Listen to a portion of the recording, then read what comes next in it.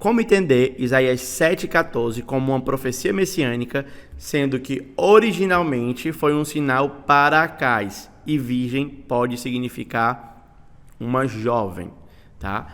Então, vamos voltar lá para o texto de Isaías 7, capítulo 14. Vocês conhecem o texto, diz assim: Por isso o Senhor mesmo dará a vocês um sinal. A virgem ficará grávida, dará à luz a um filho e o chamará Emanuel. O contexto imediato dessa passagem tem a ver com uma relação do Senhor com Acais por intermédio do profeta Isaías. Isaías vai até o rei Acais e diz: pede-me um sinal. Acais, como fruto da sua incredulidade, rejeita a ordem de Deus e diz: não pedirei um sinal. E o Senhor então responde com uma forma de juízo a Acais, que enviaria um menino, e esse menino seria Emanuel, né? Que, como nós sabemos, significa Deus conosco, a presença de Deus no meio do povo.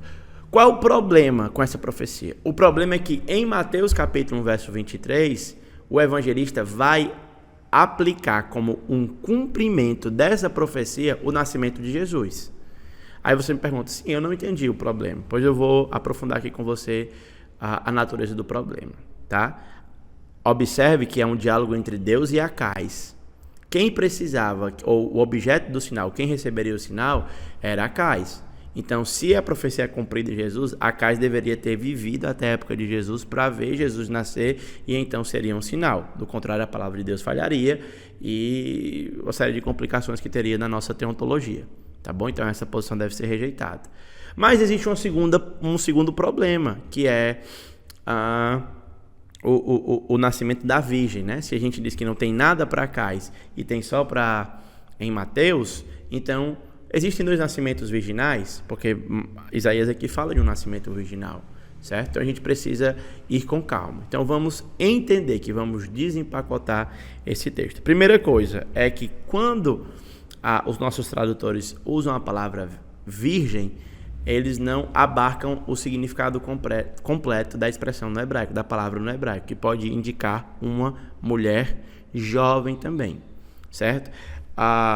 E a maneira mais comum de entender é que esse menino é o menino do profeta, certo? Que quando o profeta o enxerga, ele sabe então que será julgado por Deus. Em Isaías capítulo 8, verso 8, a expressão Emanuel, né? O título de novo de Deus conosco aparece mais uma vez dentro do contexto de Isaías. E quando a gente vai para Isaías capítulo 9, o príncipe da paz, o maravilhoso conselheiro, o Deus forte, o Pai da eternidade, ele vem por meio de um rebento de Jessé, né?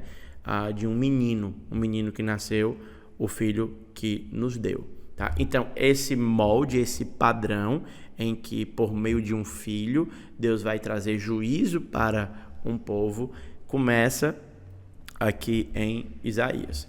Quando a gente vai para Mateus, o evangelista então está percebendo que existe a possibilidade de um duplo cumprimento.